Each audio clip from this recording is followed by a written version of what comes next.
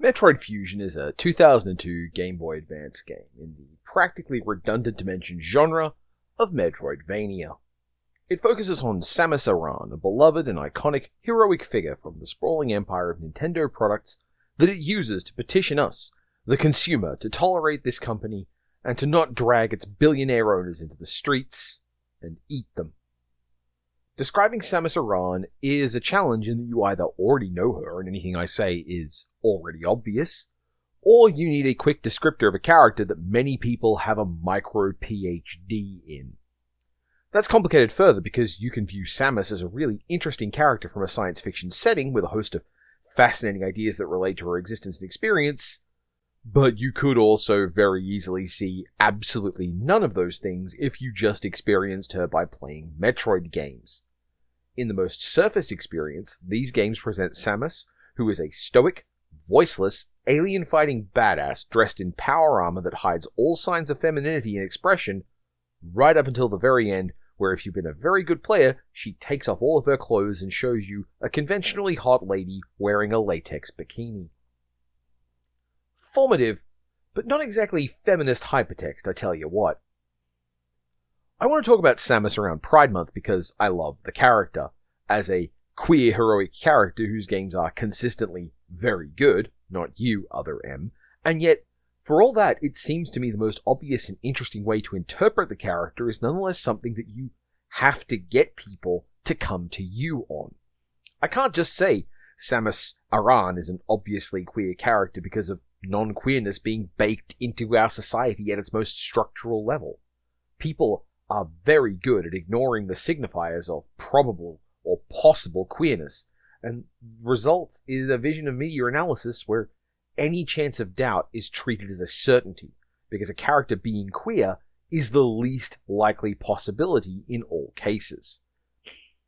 Unless a character stops and looks into the camera and says, "I am a trans woman, and my penis looks like this," you will find people who want to stare into the camera and say, "What does he mean by that?" And this isn't a joke. Back in 2022, Arc Systems Works had to put out a public statement decrying English language fans generating fake correspondence from them rather than accept the idea that Bridget was a trans woman, something stated factually in the text of that game. But this isn't about Bridget, this is about Samus Aran. Why am I bringing up trans stuff around Samus Aran?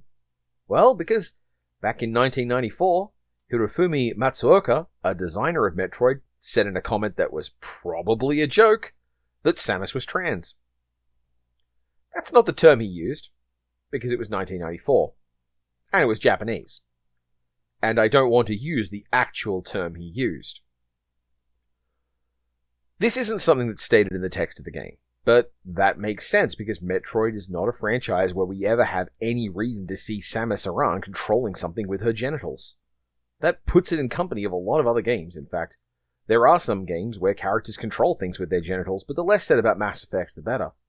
That a developer said it and the game doesn't counter it puts this claim into the space of being paratext. There is other stuff in the games that underpins this, mind you.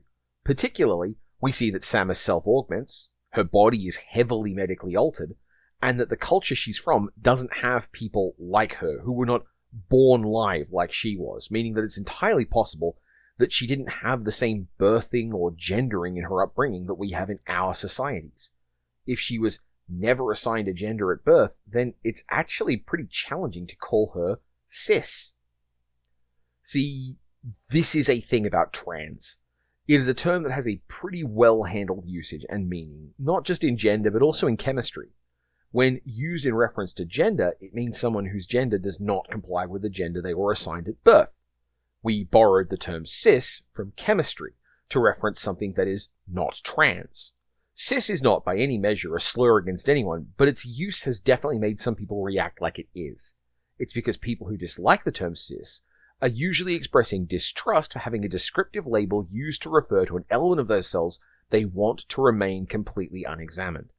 Usually they'll say they prefer the term normal. That is, they say they want to assert that they are normal and people who are trans are not normal. If Samus Aran was not declared by the Chozo that raised her to be a girl, then her being a girl is a matter of not being cis. Neither is it a matter of being trans. We literally do not know, and English does not have a meaningful language for the kind of person she would be. And in a truly alien world, the idea that they have the simplified human versions of those rituals despite being completely alien is pretty weird.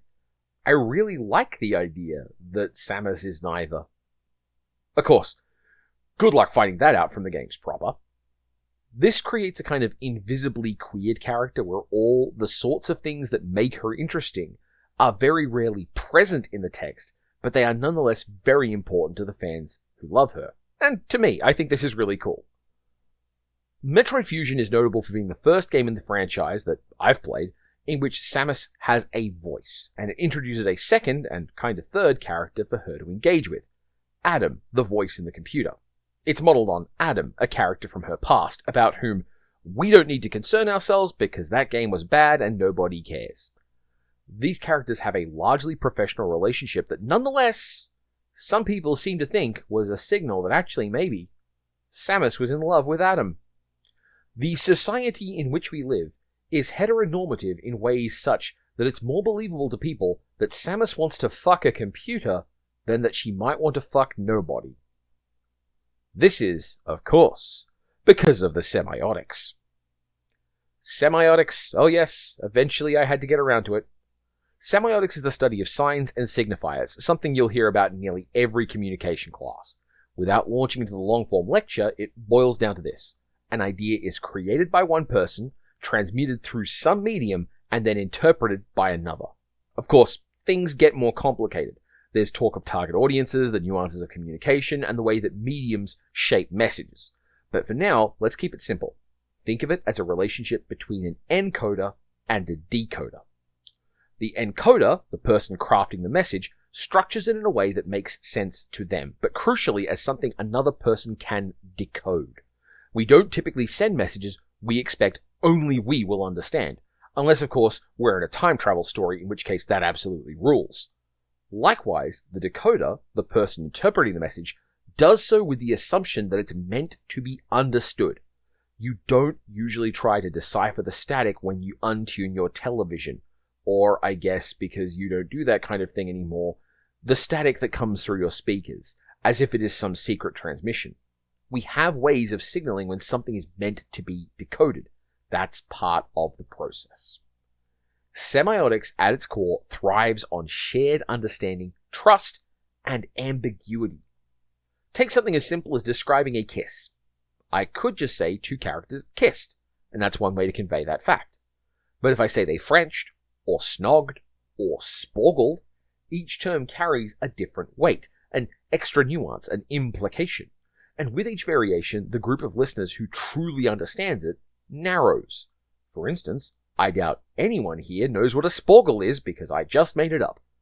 But if I say they kissed versus they Frenched, one of those descriptions leaves room for interpretation, a sliver of extra detail about the kind of kiss it was.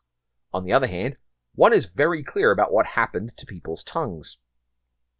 This is one of the fascinating things semiotics lets us examine, the unintended information embedded in encoding and decoding. Speaking of unintended information, this next detail is something I picked up from a wiki, which means its reliability is only as solid as that source allows. If it turns out to be wrong, that's perfectly fine. The lesson still stands even if the example doesn't.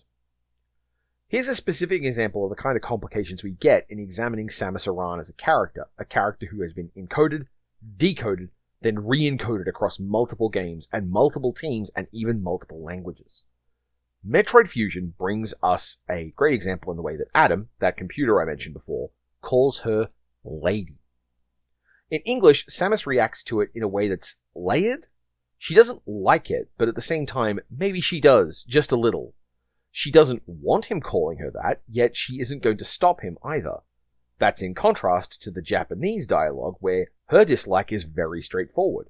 She rejects the term entirely in an internal monologue, yet she still doesn't correct him. Neither of these interpretations is particularly great.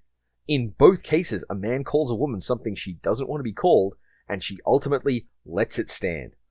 These two versions encode different nuances, yet lead to the same result. Again, not exactly feminist hypertext here.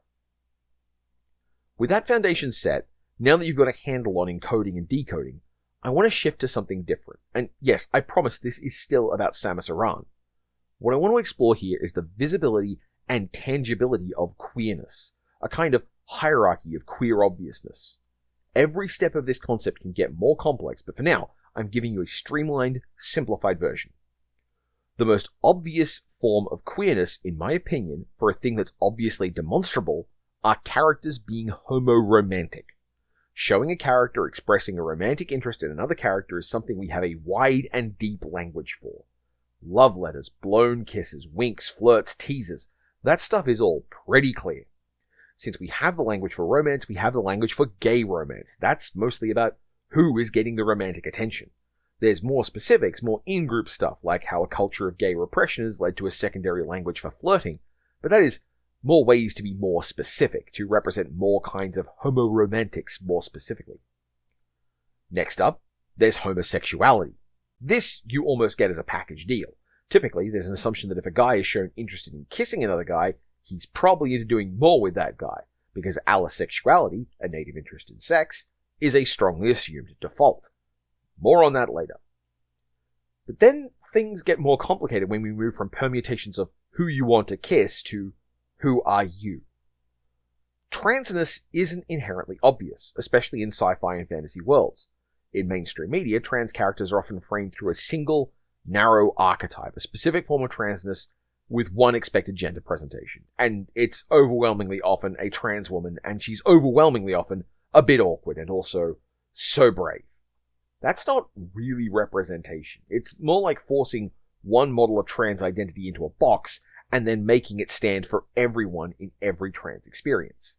And that sucks. Strip away that assumed identity framework and suddenly a character's transness is only signified through clumsy narrative devices. Maybe a reference to their childhood, maybe a medical discussion, maybe, heaven help us, someone bringing up their genitals. These moments break the flow, forcing the story to pause for a self-contained transness explainer. It typically feels unnatural, and worse, it spotlights their identity in a way that doesn't allow them to simply exist within the world of the story. We don't have a break to explain how Luigi's dick looks. But there are ways around it. Absolutely, it can be done. The problem is that the people doing it in thoughtful ways, people in the affected in-group, those creators, more often than not, aren't the ones running massive big-budget AAA studios, the ones making most of the games you're used to seeing and that most people play.